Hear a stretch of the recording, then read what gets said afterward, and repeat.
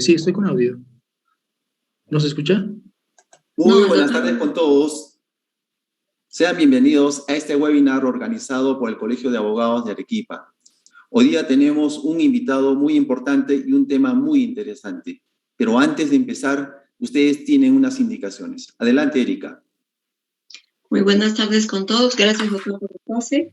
Primero, como siempre, darles la cordial bienvenida a este espacio académico. Y segundo, agradecerles por su preferencia continua. Solo les recuerdo dos cositas. Primero, deben de matricularse a través del link que aparece en la página oficial de este Facebook.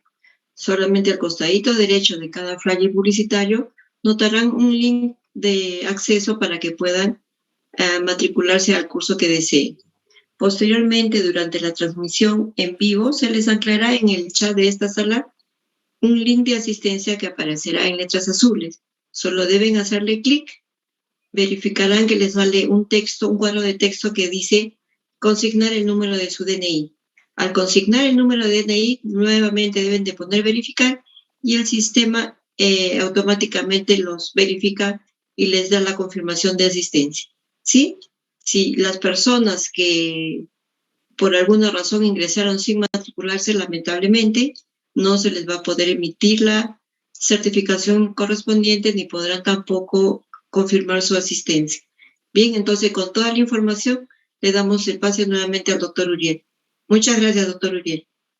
Bien, gracias, Erika. Como decíamos, hoy día tenemos un tema muy interesante titulado El sistema penal de Pedro Germán Delgado. Y nuestro invitado será el doctor Julio Armaza Galdós, quien es profesor de Derecho Penal en la Universidad Nacional de San Agustín y en la Universidad Católica de Santa María. Sea, doctor, bienvenido a este espacio y le cedo la palabra. Bien, buenas tardes. En primer lugar, para agradecer a los señores doctores que acaban de precederme en el uso de la palabra y al señor decano, el doctor Alfredo Álvarez Díaz, por haberme invitado a participar en esta charla sobre las ideas penales del jurista arequipeño Pedro Germán Delgado y Aparicio. Voy a comenzar leyendo unos versos, me voy a permitir leer unos versos que prueban que no todos los poetas son hombres buenos y especialmente sensibles, pues también los hay perversos. Cuando sentada en la playa te empezaste a descalzar, a besar tus pies venían todas las olas del mar, y queriendo alborotadas llegar todas a la vez, es fama que una tormenta formaron con su tropel, y entonces rugió en la tierra un doble huracán deshecho, uno en el mar formidable y sordo el otro en mi pecho. Bien, a estas alturas, muchos habrán advertido que los versos son del arequipeño Pedro Germán Delgado y Aparicio, catedrático universitario, magistrado de la Corte Suprema de la República y antes de la Corte Superior de Justicia de Arequipa, y según el número 276 de la revista El Derecho del Ilustre Colegio de Abogados de Arequipa, autor de los más delicados versos. Este singular personaje, por añadidura, nos ha legado un estudio antropológico del delincuente nato, en el que, adscribiéndose a la escuela positivista italiana, repudia cuanto representa la llamada escuela clásica del derecho penal. Ha de recordarse que una y otra, la escuela positivista y la escuela clásica, en términos generales, reposaban sobre postulados distintos. Los defensores de la equivocadamente denominada escuela clásica concebían el delito como un ente abstracto, al que a su vez no le era dable prescindir de la culpabilidad, ni de la capacidad de autodeterminación, entiéndase, propia de todo ser humano. Para ello, finalmente, echaban mano del método deductivo, dando por entendido que el derecho no era otra cosa que creación divina. En efecto, las ideas de libertad y culpabilidad bullen y laten y dan sentido a cada una de las páginas de las obras escritas por José Silva, Ricardo Heredia y Pedro José Rada y Gamio. La existencia de un derecho natural o creado por Dios es claramente sugerida, cuando no abiertamente defendida, por Vidaurre, Juan Antonio Ribeiro, Ricardo Heredia y Silva Santiesteban. El delito, por último, no era otra cosa que la infracción a la norma penal. Estos mismos juristas, los de la escuela clásica, aunaron sus esfuerzos para protestar contra el derecho del antiguo régimen, contra la tortura, contra la pena de muerte, salvo Vidaurre, que la defendía, que la admitía en 2 casos. También lucharon con denuedo contra las acusaciones secretas y contra toda forma de opresión ejercida por el Estado en contra de los ciudadanos. Simultáneamente, defendieron el principio de legalidad, el de ofensividad, la retroactividad de las leyes, la culpabilidad por el hecho, la intrascendencia de las penas, la publicidad de los juicios, la supresión de privilegios y de todo trato desigual que se fundamente en la procedencia social o en la nobleza de sangre. Por un lado. Pero el último tercio del siglo XIX, en Perú, las cosas cambiarían radicalmente, pues un grupo de pensadores y estudiosos, dentro de los que hay que mencionar a José Antonio Barrenechea Morales, a Celso Bambarén, a Carlos Lison, a Joaquín Copelo, a Jorge Polar, a Carlos Vice, a Alejandrino Maguiña y a Clemente Palma, ese grupo rechazó toda metafísica y toda forma de pensar no ajustada al uso de la experimentación y observación. Augusto Comte y Herbert Spencer literalmente tomaron las universidades y posteriormente el Foro Arequipeño. Nada más incierto, abstruso y acientífico, decían nuestros compatriotas, que la metafísica y su método deductivo. Nada más reñido al progreso que los insondables entes absolutos. Muy revelador del estado en que se halla el pensamiento decimonónico es el párrafo de Manuel González Prada, párrafo que consigna el autor en cita en sus Páginas Libres de 1894. Dice así: acabemos ya el viaje milenario por regiones de idealismo sin consistencia y regresemos al seno de la realidad, recordando que fuera de la naturaleza no hay más que simbolismos ilusorios, fantasías mitológicas, desvanecimientos metafísicos. A fuerza de ascender a cumbres enrarecidas, nos estamos volviendo vaporosos, aeriformes. Cerrar comillas. Siendo tales las ideas que comenzaron a reinar en el ambiente intelectual arequipeño, y siendo el derecho una de las ramas del saber que más atraía a los peruanos del siglo XIX, a contados pasos estábamos del influjo que habría de sentir entre los juristas la llamada escuela positivista que iniciaron en Italia, Lombroso, Ferri y Garófalo. El delito, a partir de entonces, ya no será visto como ente abstracto, pues sobre todo importará estudiar los factores que determinan la criminalidad incidiendo en el carácter fisiológico, por ejemplo, Lombroso, o incidiendo en los que surgen de la unión de los aspectos fisiológicos y los aspectos sociales, entre otros, Ferri. Tanto nos atrajo la idea de conocer el carácter físico del delincuente que el Estado peruano se preocupó por importar de Francia una serie de instrumentos antropométricos que servían para medir zonas determinadas del cuerpo que se reputaban como indicativas de crimen.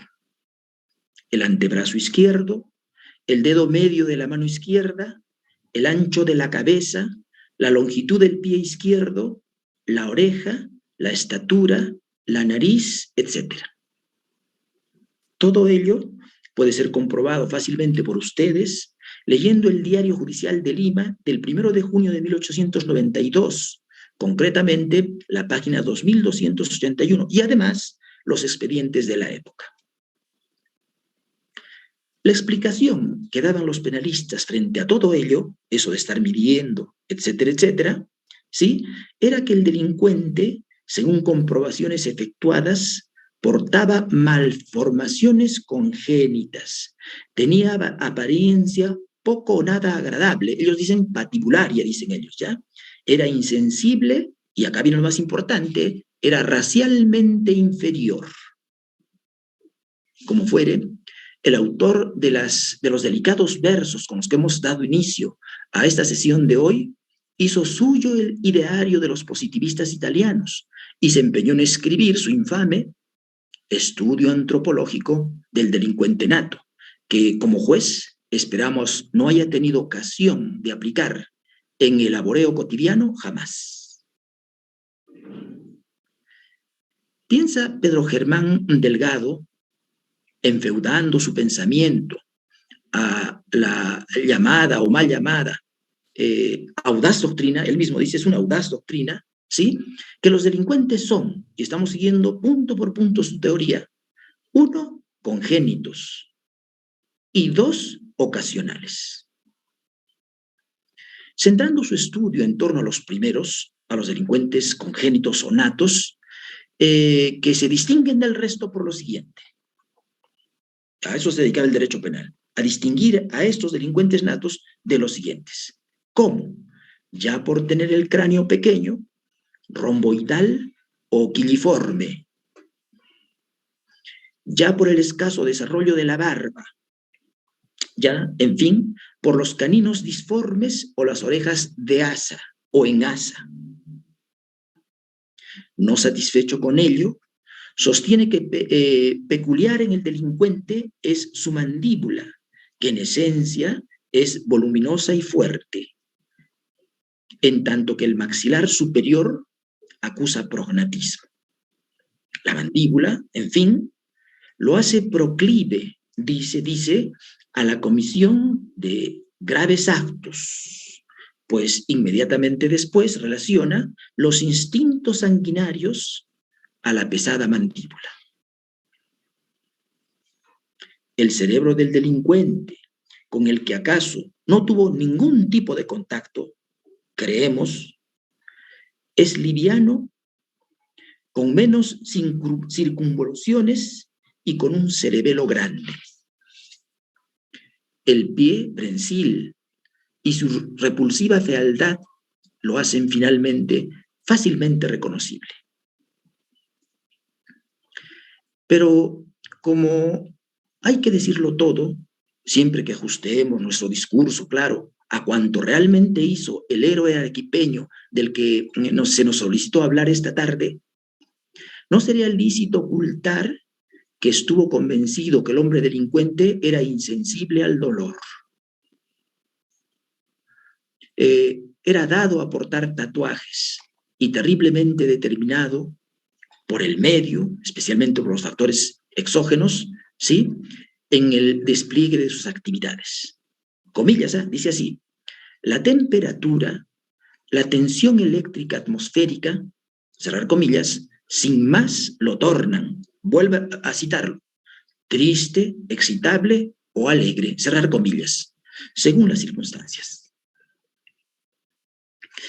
No menos importante son los aspectos psicológicos o, comillas, la monstruosidad espiritual, cerrar comillas, con los que tiene que vérselas todos los días estos feroces delincuentes de cuya personalidad destaca en principio, comillas, la atrofia psíquica, cerrar comillas, que los hace carentes de sentimientos, de compasión y el hervidero de pasiones incontenibles al que se hallan presos. Aunque a nadie es ocultable que además son, comillas, vanidosos, carentes de interés por trabajar regularmente y continuamente, y ayunos de capacidad para distinguir entre lo bueno y lo malo. Aunado a todo ello, cree el autor de tan terrorífico documento que el tipo de delincuente descrito es, comillas, incorregible, cerrar comillas.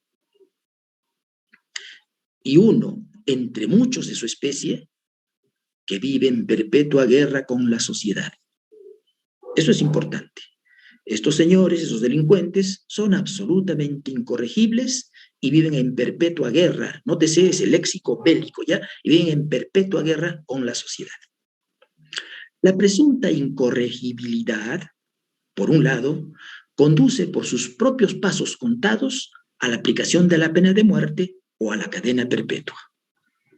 Y, por otro lado, al uso de una terminología marcial o bélica, análoga a la que se ha puesto de moda, o a la que ha puesto de moda un penalista europeo hace poco más de 25 años, por medio del sintagma los enemigos del derecho penal.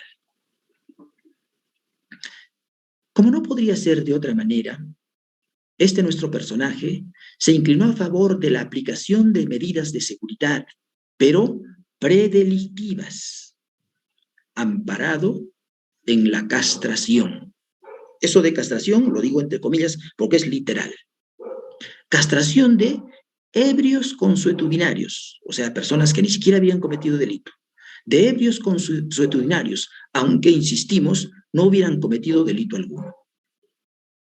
He ahí el ideario de este poeta, magistrado y docente universitario, al que se le tributa un homenaje en el número 276 de la revista del Colegio de Abogados de nuestra ciudad.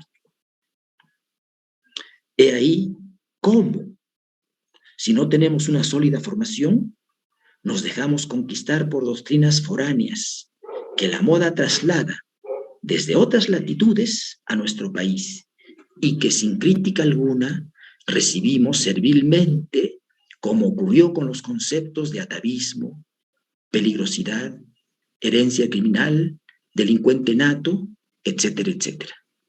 Términos e instituciones de los que hace mención corrientemente y con soltura el personaje del que nos estamos ocupando. ¿No será que algo parecido está sucediendo hoy en algún ámbito del derecho? ¿Acaso son nacionales las instituciones y los conceptos que de ellos se sostienen y se tienen, del testigo protegido, del colaborador eficaz, del arraigo domiciliario, que perjudica abiertamente a los más pobres o a las personas sin domicilio, el arraigo laboral, que incide contra los desocupados, el arraigo familiar, que es un látigo para los solteros, los viudos o los divorciados, la temibilidad, diría Pedro Germán Delgado, que todavía es mencionada en el título preliminar del Código Penal, la videovigilancia, la interceptación telefónica y otras instituciones de reciente cuño que únicamente habilitan más prisiones preventivas y condenas.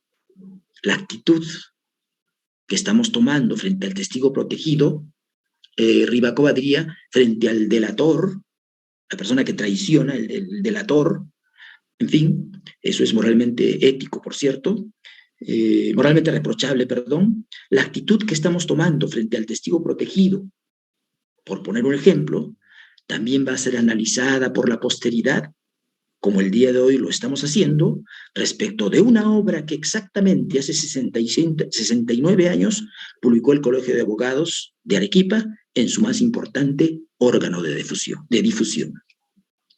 Gracias. Quedo a disposición de los señores organizadores por si tuviese que conversar con alguna oyente a esta pequeña charla.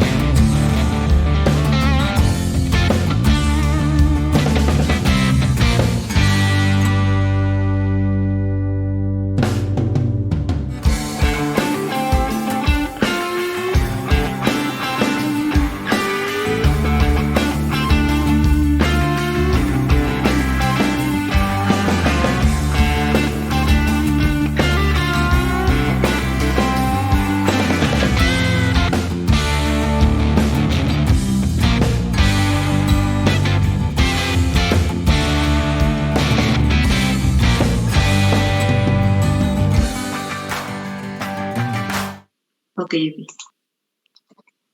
Bien, entonces les vamos a dar unos minutos para que puedan formular las preguntas que tengan en pendiente para poder que el expositor no las pueda absolver, ¿sí?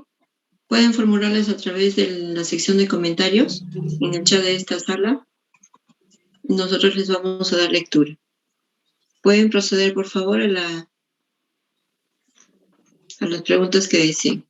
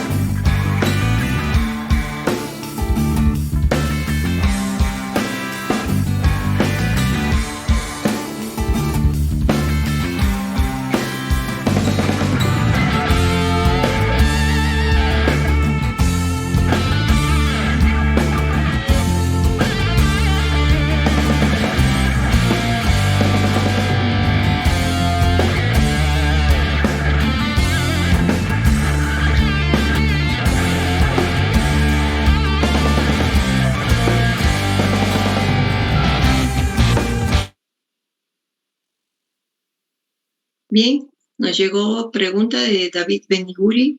Doctor Julio, dice, creo que usted que las ciencias de la neurología también están en la misma dirección de la escuela positivista. Gracias, doctor Mendiguri. Mire, no lo sé, no sé, pero sí debe haber una aproximación, entre un parentesco entre estas y las que hemos mencionado, porque si se llegase a descubrir que hay factores en el cerebro que nos hacen delincuentes, bueno, también se acaba pues el derecho penal. Y también habría, conforme a esta teoría, que inocuizar, que sería pues matar o aplicar la pena de cadena perpetua en contra de estos delincuentes. Yo pienso así. Muy bien, doctor, muchas gracias. A ver si nos hacen llegar más preguntas o quedó todo claro. Como les indiqué, la pueden consignar en la sección de comentarios para que nosotros podamos darles lectura.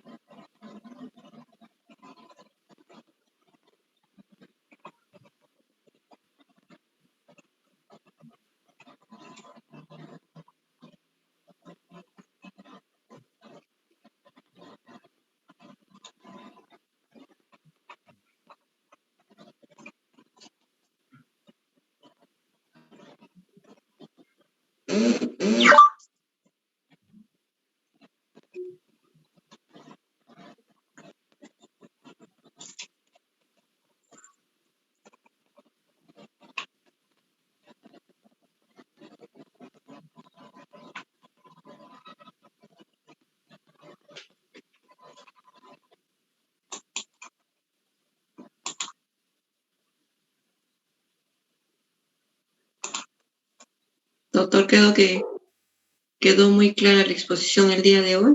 No hay más preguntas para el momento. Bien. No nos queda más que felicitarle por su excelente ponencia y agradecerle nuevamente por su disposición. Muchísimas Muchas gracias a ustedes. A Buenas ustedes, tardes. doctor. Ojalá podamos contar nuevamente con su... Ah, perdón. A ver.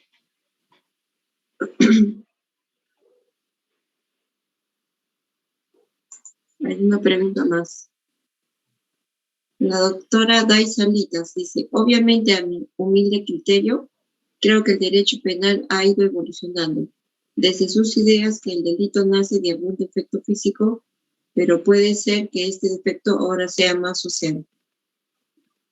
Es una No escuché. contestación. Ahora sea más. No escuché. Ahora sea más social. Ah, ya, los aspectos sociales, claro. Yo creo que sí, yo estoy de acuerdo con lo que dice la doctora. Bien. Creo que podemos esperar un ratito más. Creo que están fluyendo recién las ideas para hacer las preguntas. A ver, sigan consignando sus preguntas en el área de comentarios, por favor.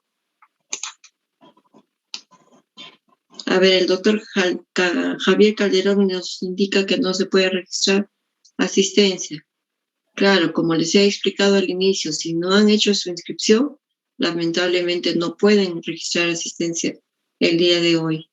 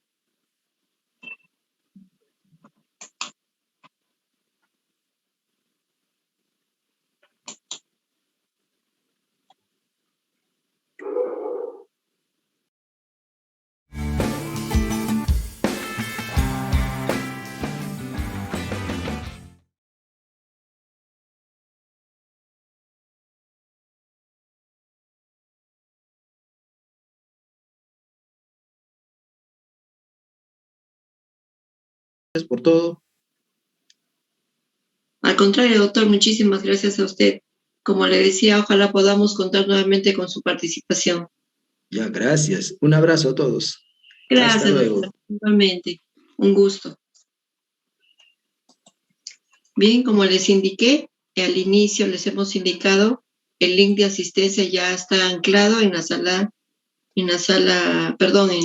el Facebook. Solo tienen que hacerle clic y verificar o consignar su número de DNI. Eso es todo. Vamos a dejar todavía unos 20 minutos para que puedan consignar correctamente todos los participantes que asistieron el día de hoy.